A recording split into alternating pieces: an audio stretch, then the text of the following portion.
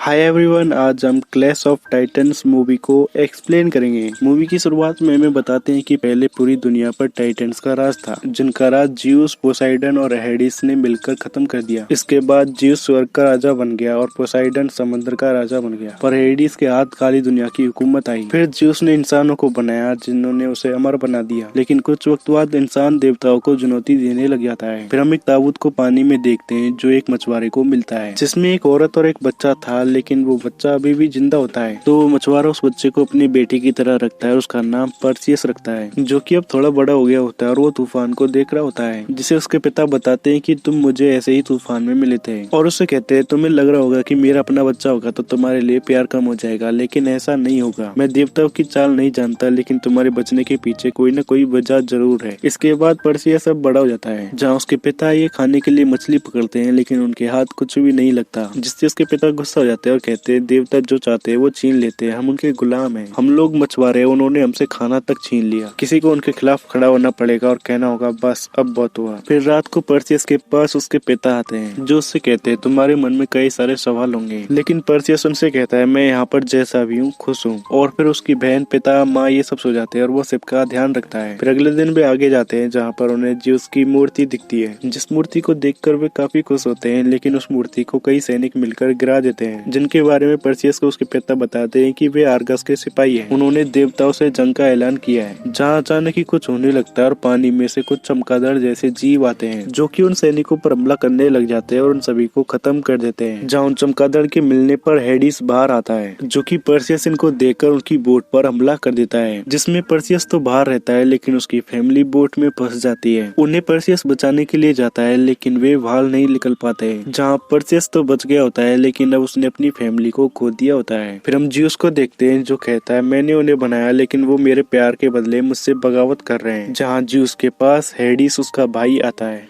जो कहता है हमने उन्हें इसलिए बनाया ताकि उनकी प्रार्थनाएं हमें अमर बना दे, लेकिन अब वे हमारे सर पर चढ़ गए हैं, हमें उन्हें सजा देनी चाहिए। और जिउस के कहने पर कहता है उनसे मुझे निपटने दो, आप लोग उनकी प्रार्थनाओं पर जीते हो, लेकिन मैं उनके डर और तकलीफ पर जीता हूँ। तो जिउस हेडिस को जो चाहे वो करने को कह देता है, जिसके लिए अपोलो मना करता है, लेकिन जिउस उससे कहता है हमें उन्हें याद दिलाना पड़ेगा कि वे हमारे एहसानमंद है। फिर हम पर्सियस को देखते हैं, जिसे आर्कस का जहाज ने बचा लिया होता है, जो उसे वहाँ से अंदर ले आते हैं। जहाँ वे सैनिक एक आदमी से बात करते हैं तो उन्हें पता चलता है कि सिर्फ वे ही बच पाए हैं, बाकी सभी सैनिक मारे गए हैं, वो यहाँ नहीं लौट पाए, जो कि पर्सियस को अपने साथ राजा कैफिन के पास ले आते हैं। जहाँ कैफिन उनसे कहता है देवता हमारी प्रार्थना के लिए तरस गए हैं, आज हमारा सूरज नहीं देवताओं का सूरज डूबेगा, जिसके लिए वे सभी जश्न मनाने लगते हैं। तो राजकुमारी एंड्रोमेडा पर्सियस को ड्रिंक देने के लिए जाती है, लेकिन ड्रैको पर्सियस को ड्रिंक लेने से रोक देता है। तो एंड्रोमेडा अपने माता पिता से कहती है अपने राज्य में क्या हो रहा है वो कभी देखने की कोशिश करी, हमारे सैकड़ों लोगों ने जाने गंवा दी और आप यहाँ पर जश्न मना रहे हैं, आप देवताओं को भड़का रहे और सोच रहे कि वे कुछ नहीं करेंगे। लेकिन रानी कहती है देवताओं को हमारी जरूरत है, और एंड्रोमेडा के बारे में लोगों से कहती है इसकी सुंदरता किसी देवी से कम नहीं है, जिसके लिए एंड्रोमेडा मना करती है, लेकिन रानी कहती है ये देवताओं से भी ज्यादा सुंदर है, अब हम ही देवता है। उनकी ये बातें चली रही होती है, तभी वहाँ पर अंधेरा होने लगता है, क्योंकि वहाँ पर हेडिस आ गया होता है, जिसके अंदर सभी सैनिक चले जाते हैं जो हथियार पकड़े हुए होते हैं। जिसे पर्सियस देखता है तो वो उस पर हमला करने के लिए जाता है, लेकिन हेडिस सभी हथियारों को उसकी ओर फेंक देता है। जो रानी इनकी ओर जाता है तो पर्सियस फिर से हमला करने के लिए तैयार होता है, लेकिन उसे एक लेडी रोक देती है। वो उसे बताती है कि अभी सही वक्त नहीं आया है। जहाँ हेडिस रानी को बूढ़ी कर मार देता है, तो एंड्रोमेडा उसकी ओर जाने लगती है, लेकिन वे उसे रोक देते हैं। जिसके बाद हेडिस उन्हें बताता है 10 दिन बाद जब सूरज को ग्रहण लगेगा तो मैं क्रैकन को आजाद करूंगा, जो आर्कस का नामो निशान मिटा देगा। अगर तुम ऐसा नहीं चाहते तो तुम जिस राजकुमारी को सुंदर मानते हो उसकी तुम्हें क्रैकन को बलि देनी होगी। तुम सभी अपनी सजा चुनो, ये जिउस का फैसला है। जहाँ से जाते हुए वो पर्सियस से कहता है ये तुम्हारे अपने पिता का फैसला है। फिर जिउस को भी इस बात का पता चल जाता है कि आर्गस में उसका बेटा है, जो कि एक डमी गॉड है, जिसके लिए वो गॉड जिउस से कहता है अगर आप चाहे तो हम उसे यहाँ ला सकते हैं। लेकिन जिउस कहता है वो मुझे जानता तक नहीं, उसमें और उन लोगों में कोई फर्क नहीं जिन्होंने हमारे खिलाफ बगावत की है। फिर हम ड्रैकोइन को देखते हैं, जिन्हें इस बात का पता चलता है तो वे पर्सियस के बारे में पूछने लग जाते हैं। जहाँ राजा आकर पर्सियस को छोड़ने को कहता है, और फिर पर्सियस से कहता है अगर तुम सच में जिउस के बेटे हो तो तुम हमें बचा सकते हो। लेकिन पर्सियस उन्हें बताता है मैं इंसान हूँ, मैं आप लोगों को नहीं बचा सकता। जहाँ एक राजकुमारी को मार मारने की कहता है, लेकिन राजा उसे शांत करा देता है और ड्रेको राजकुमारी को शहर से बाहर ले जाने की कहता है, लेकिन राजकुमारी इसके लिए नहीं मानती, जिनसे पर्सियस कहता है मेरी पूरी फैमिली को देवताओं ने मार दिया, मैं कोई तलवारबाज नहीं, मैं एक मछुआरा हूँ। तो भी उसे जेल के अंदर डाल देते हैं, जहाँ वो लेडी उससे मिलने के लिए आती है, जो उसे अपना नाम आयो बताती है और वो भी एक डमी गॉड होती है। जहाँ आयो पर्सियस को बताती है कि वो बचपन से ही उसकी निगरानी कर रही है, मैंने ही तुम्हें मछुआरों तक पहुँचाया था। तो पर्सियस उससे पूछता है क्या ये सच है कि वो ज्यूस का बेटा है, जिसके लिए आयो आकर के बताती है देवताओं के लिए इंसान खिलौने की तरह रहे हैं, लेकिन राजा क्रीसियस ने इसके खिलाफ बगावत करी, जिन्होंने ओलंपिक पर्वत खेल लिया और देवताओं का जुर्म सहने से मना कर दिया। तो ज्यूस ने क्रीसियस को सबक सिखाने का फैसला किया और वो उसका रूप लेकर उसकी वाइफ के पास चला गया। जहाँ क्रीसियस आया तो वो ये देखकर गुस्से से पागल हो गया। उसने अपनी रानी और ज्यूस से पैदा हुए बेटे को मारने का हुक्म दे दिया। तो क्रीसियस उन्हें ताबूत में भरकर पर्वत पर ले गया, जहाँ ज्यूस उस पर बिजली गिराता है, लेकिन क्रीसियस उस ताबूत को समुद्र में पटक देता है, जिसे कि आयो ने मछुआरे तक पहुँचाया था और आयो से बताया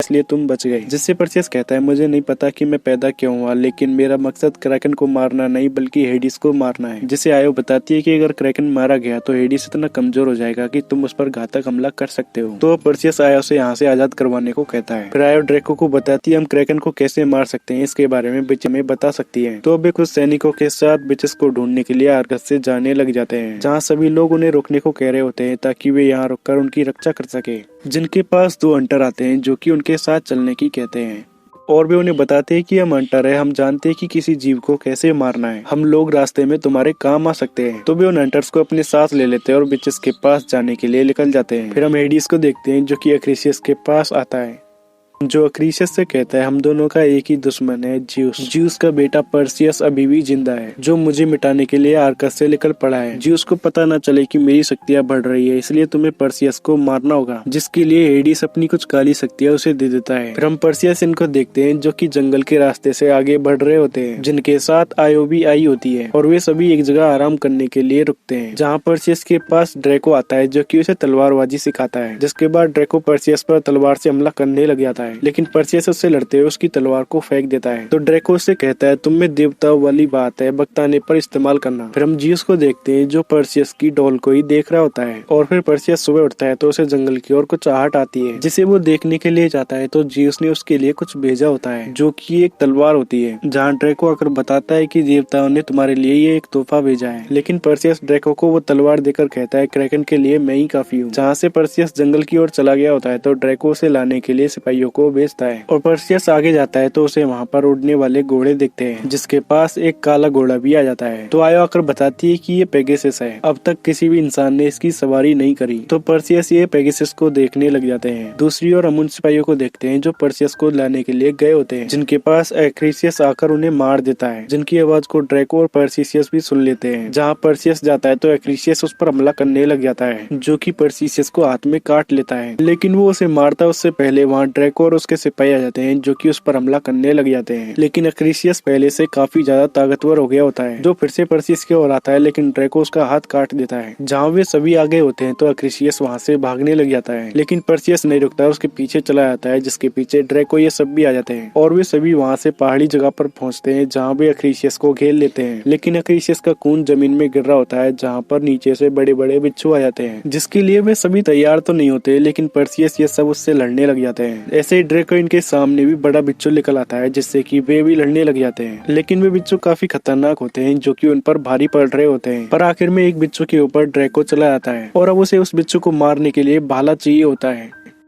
जिसे कि एक सिपाही किसी तरह भाले तक पहुंचकर उसे दे देता है। इस तरह ड्रेको एक बिच्छू को तो मार देता है, पर दूसरे बिच्छू से पर्सियस ये लड़ रहे होते हैं, जहां आयो पर वो बिच्छू हमला करने लग जाता है। जहां पर्सियस आयो को बचाने के लिए आ जाता है और उसे वहां से दूर ले आता है, लेकिन वो बिच्छू पर्सियस इनके पीछे आ रहा होता है, जो कि पर्सियस को निगल जाता है। जहाँ वे सभी आकर देखते हैं तो पर्सियस उसे मारकर बाहर निकल आता है। लेकिन ये सब यहाँ पर खत्म नहीं होता। हंटर्स आकर बताते हैं कि पीछे और भी बिच्छू आ रहे हैं, जो कि उन सभी को चारों तरफ से घेर लेते हैं, जिससे कि पर्सियस ये सब घबराए हुए होते हैं। लेकिन वहाँ पर जिन आकर उन बिच्छुओं को शांत करते हैं, जिनके बारे में सोलन नाम का सिपाही बताता है कि मैं फौज में इनसे लड़ चुका हूँ। ये इलाका इन जिन का है, ये इंसान नहीं है लेकिन ये खतरनाक है, ये जादू मारकाट सब जानते हैं। तो पर्सियस उनसे कहता है ये दोस्त है दुश्मन नहीं, जो बात करने के लिए उनकी ओर जाने लगता है, लेकिन हेडिस का जहर उसके हाथ में से फैल जाता है जहाँ पर अक्रीसियस ने उसे काटा था, जिसके लिए ड्रेको उसके पिता ज्यूस से प्रे करने को कहता है, लेकिन प्रेसियस इसके लिए नहीं मानता। फिर हम आर्गस में देखते हैं जहाँ एक आदमी हर्मेस जो सभी लोगों से कहता है मेरे पास तुम सभी लोगों के दुखों का इलाज है। हेडिस ने राजकुमारी की बलि मांगी है, हम उसकी बलि देकर आर्गस को बचा सकते हैं, और वो राजकुमारी की बलि देने के लिए सबको अपने साथ कर लेता है। ये सब राजकुमारी एंड्रोमेडा सुन रही होती है, जो कि वहाँ से चली आती है। सोबियस के पूछने पर सेलोन बताता है ये जिन जब घायल हो जाते हैं तो ये काले जादू से बनी लकड़ियों से अपने अंग बना लेते हैं, जिसका मतलब ये सभी काले जादू की लकड़ियों से बने होते हैं। और सेलोन उसे बताता है कि कुछ भी हो लेकिन मुझे इन पर भरोसा नहीं है। फिर हम पर्सियस को देखते हैं जिसे आयो पानी पिलाती है और वो पानी लेने के लिए चली आती है। तो पर्सियस के पास वो जिन आता है जो कि अपने जादू से उसके हाथ में कुछ करने लगता है, जिससे पर्सियस चिल्लाता है। तो सेलोन ये आकर उसे पकड़ लेते हैं और अब भी उससे लड़ने लग जाते हैं, जिन्हें की वो जिन हराकर अपनी भाषा में कुछ कह रहा होता है, लेकिन उन्हें कुछ भी समझ में नहीं आता। तो आयो बताती है जिन उसका इंतजार कर रहे हैं जो इन्हें देवता से आजाद कराएगा। ये इंसानों के दोस्त नहीं लेकिन एक साथ हो तो पर्सियस की मदद कर सकते हैं, जिनके पास अब पर्सियस भी आता है जिसका हाथ अब ठीक हो गया होता है। फिर अगली सुबह पर्सियस इनके पास ड्रेको आता है, जो पर्सियस पर गुस्सा होकर कहता है तुम्हारी जिद की वजह से मेरे सिपाही मारे गए, तुम्हें जो तोहफे मिले उनका इस्तेमाल करो। लेकिन पर्सियस इसके लिए मना कर देता है और कहता है वे तोहफे चाल है, अगर मैं लड़ूंगा तो इंसान बनकर। जिससे ड्रेको कहता है इंसान क्रैकन को नहीं मार सकता, जिससे पर्सियस कहता है ये सब बातें देवताओं ने कही है। तो ड्रेको से तलवार दिखाते हुए कहता है अगर तुम्हें इसकी जरूरत हो तो मुझसे ले लेना। और फिर जिन बीचों को लेकर आ जाते हैं, जिनकी मदद से वे सभी आगे का सफर तय करते हैं, जो कि काफी जगहों से गुजरकर आखिरकार उन बीचेस की जगह पर पहुंच जाते हैं। तो आयो पर्सियस से कहते हैं उनसे सिर्फ वही पूछना जो जरूरी है। और फिर वे पहाड़ के ऊपर चले जाते हैं जहाँ पर वे बीचेस होती है, जो कि वहाँ मिसाल पटकने पर उनके सामने आती है। तो पर्सियस उनसे कहता है हम तुमसे लड़ने नहीं आए, मुझे बस तुमसे एक सवाल पूछना है। जहाँ वे बीचेस उसे बताती है कि क्रैकन को किसी हथियार से नहीं मारा जा सकता। तो लुसेबियस कहता है उसकी कोई तो कमजोरी होगी। तो वे बीचेस उन पर हमला कर देती है और लुसेबियस को पकड़कर कहती है ताजा मांस खिलाओ और जवाब ले जाओ। पर जब वे बीचेस अपनी आंख को दूसरे को दे रही होती है तो पर्सियस उसे पकड़ लेता है, जिसे कि वो नीचे गिराने की धमकी देकर उन्हें जवाब बताने को कहता है और वे लुसेबियस को छोड़ने को कहता है। तो बीचेस को उनकी बात माननी पड़ती है। फिर वे बीचेस मेडुसा के बारे में बताते हैं, जिसके देखते ही हर जानदार चीज पत्थर में बदल जाती है, जिसका कैद खाना बेस्टिक नदी के पार बताती है। तो पर्सियस उनकी आंख पटककर वहाँ से जाने लगता है, लेकिन वे बीचेस उससे कहती है तुम्हारा सफर वहीं खत्म होगा जो तुम्हारे भाग्य में लिखा है, तुम क्रैकन को मारते हुए तुम भी मारे जाओगे। और इसी बात से आयो डर रही होती है कि कहीं वे इसके बारे में बता ना दे। जहाँ से वे जाते हैं तो वे जिन उन्हें छोड़कर चले जाते हैं, क्योंकि उन्हें भरोसा नहीं होता कि ये वहाँ पर जिंदा बचेंगे। जिनके साथ सिर्फ एक ही जिन बचा होता है। और वे आगे जाते हैं तो पर्सियस से मिलने के लिए ज्यूस आता है। तो पर्सियस उसे कहता है मेरे परिवार को देवताओं ने मारा। इस पर ज्यूस बताता है इंसानों की बगावत की कीमत उन्हें उठानी पड़ी, और उसे बताता है तुमने बीचेस की भविष्यवाणी की बात सुनी, तुम क्रैकन को नहीं मार पाओगे, हेडिस तो दूर की बात है, तुम्हें अब आगे नहीं बढ़ना चाहिए, तुम मारे जाओगे, तुम्हें मेरे साथ स्वर्ग चलना चाहिए। लेकिन पर्सियस उसकी बात नहीं मानता और कहता है आपने इंसानों को बनाया लेकिन आप हमारे बारे में जानते नहीं, हम जीते मरते लड़ते हैं एक दूसरे के लिए, देवताओं के लिए नहीं। और पर्सियस वहाँ से जाने लगता है तो ज्यूस उसे मौत के सफर के लिए एक कॉइन देता है। फिर पर्सियस सभी लोगों के पास आता है और उनसे कहता है आप सभी ने बीचेस की बात सुनी, मुझे उन्हें गलत साबित करने का मौका दो। और इसमें उन सभी से अपना साथ देने को कहता है, जिसके लिए वे सभी मान जाते हैं। लेकिन वे हंटर यहाँ से चले जाते हैं। वे बताते हैं वे शिकारी है लेकिन काली दुनिया में नहीं। जिसके बाद वे सभी आगे बढ़ते हैं और उस नदी के पास पहुंच जाते हैं, जहाँ वे खारन का इंतजार करते हैं। लेकिन वे बताते हैं कि खारन मुर्दों को ले जाता है, लेकिन उनके पास कोई मुर्दा तो होता नहीं है, इसलिए पर्सियस तैर के जाने की कहता है। और वो सिक्के को उछाल रहा होता है तो उसे जिन देखकर उसे ले लेता है, जिसमें कि वो कुछ मंत्र बोलकर पानी में फेंक देता है। तो खारन उन्हें वहाँ लेने के लिए आ जाता है। जहाँ जाते हुए आयो मेडुसा के बारे में बताती है। मेडुसा पहले बहुत सुंदर थी, जिस पर पोसाइडन का दिल आ गया। तो मेडुसा ये सोचकर अथीना के मंदिर में भागी कि वे उसकी मदद करेंगी, लेकिन पोसाइडन ने उसी मंदिर में उसकी इज्जत लूट ली। मेडुसा अथीना से मदद मांगती रही, लेकिन देवी ने उसकी मदद नहीं करी, बल्कि अथीना ने उसे श्राप दिया कि कोई भी उसके पास न जाए, उसके बदले हुए रूप को जो भी देखेगा वो पत्थर में बदल जाएगा। पर आयो वहाँ अंदर नहीं जा सकती, क्योंकि अथीना ने श्राप देते समय मेडुसा को इतनी राहत दी कि वो किसी औरत को नुकसान न पहुंचाए। इसके बाद पर्सियस नीचे जाता है तो आयो उस पर हमला करके बताती है कि मेडुसा उस पर कैसे हमला करेगी और उन्हें उसे बिना देखे मारना है, जहाँ वो उसकी महक और उसके फुसफुसाने की आवाज को महसूस करने को कहती है। जिसके बारे में बताते हुए पर्सियस और आयो अब एक दूसरे को पसंद करने लग जाते हैं। फिर वे सभी नदी पार कर मेडुसा की जगह पर पहुंच जाते हैं। तो पर्सियस उन सभी से कहता है मेरी लाइफ में मेरे बाबा ही सबसे महान आदमी थे और अब तुम सब भी मेरे लिए इम्पोर्टेंट हो। मुझे पता है कि हम सब डरे हुए हैं, लेकिन मेरे पिता कहते थे एक दिन हम में से किसी को उनके खिलाफ खड़ा होना पड़ेगा और कहना होगा कि बस अब बहुत हो चुका, शायद आज वही दिन है। इसके बाद वे सभी उस मंदिर के अंदर चले आते हैं जहाँ पहले ही कुछ लोग पत्थर बने हुए होते हैं जिन पर की मेडुसा वहाँ तीर से हमला करने लग जाती है, जिससे कि परसियस ये नीचे गिर जाते हैं। लेकिन परसियस जिन को तो बचा लेता है लेकिन एक आदमी मारा जाता है और इसी में ड्रैको को भी एक तीर लग गया होता है। फिर ड्रैको लासिवियस इनको मेडुसा के पीछे भेजता है। इसी बीच जिन और परसियस साइड में आ जाते हैं। फिर लासिवियस मेडुसा को देख रहे होते हैं, तभी एक सिपाही को मेडुसा पत्थर बना देती है, जिसे देखकर लासिवियस काफी घबरा जाता है और मेडुसा उसकी ओर आ रही होती है तो वो आंख बंद कर हमला करने लगता है, लेकिन मेडुसा उसे भी पत्थर बना देती है और अब वो परसिवियस इन पर तीर से हमला करने लगती है, जो कि वहाँ से भाग जाते हैं। फिर वे उसके पास ही छुपे होते हैं तो परसियस कहता है कि मैं उसे अपना पीछा करवाता हूँ, तुम मौका देखकर उसे मार देना। और फिर वो मेडुसा को अपना पीछा कराता हुआ आगे ले आता है। इसी तरह वो आगे निकलता है तो जिन मेडुसा पर हमला करता है लेकिन वो बच जाती है। जहाँ मेडुसा उसे पत्थर बनाने की कोशिश करती है लेकिन वो नहीं बन पाता और फिर वो जिन फट जाता है। तो परसियस अब ढाल के जरिए देख रहा होता है कि मेडुसा उसकी ओर ही बढ़ रही है। जहाँ वो अपने पीछे ड्रैको को भी देखता है तो ड्रैको परसियस की मदद करने के लिए एक पत्थर को गिराता है जो कि मेडुसा की पूंछ पर गिरता है, जहाँ मेडुसा ड्रैको को भी पत्थर में बदल देती है। लेकिन परसियस अब तलवार और ढाल को पकड़ लेता है। जहाँ मेडुसा उस पर हमला करने के लिए आती है तो वो उसका सर धड़ से अलग कर देता है। तो मेडुसा के शरीर को ना देखने की वजह से वो लावे में चला आता है। तो परसियस अब मेडुसा के सर को लेकर बाहर आता है जहाँ आयो होती है, लेकिन आयो के पीछे अक्रीसियस आकर उस पर हमला कर देता है। तो परसियस उसे लड़ने लगता है लेकिन उसकी तलवार तो ऐसे ही टूट जाती है। तो अब परसियस जिउस की तलवार को लेकर अक्रीसियस पर हमला करने लग जाता है,